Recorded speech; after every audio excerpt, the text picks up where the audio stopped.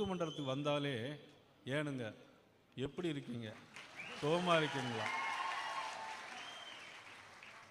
கிட்டத்தட்ட ஒரு 40 ஆண்டுகளுக்கு மேலாக நான் பார்க்குறேன்.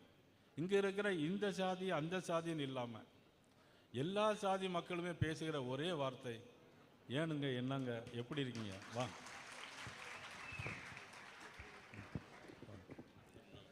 வந்து விட்டு போட்டிங்களா, எனக்கு தாட்டி விட்டு போங்கங்க அப்படின்னு ஒரு அழகான அற்புதமான மண்.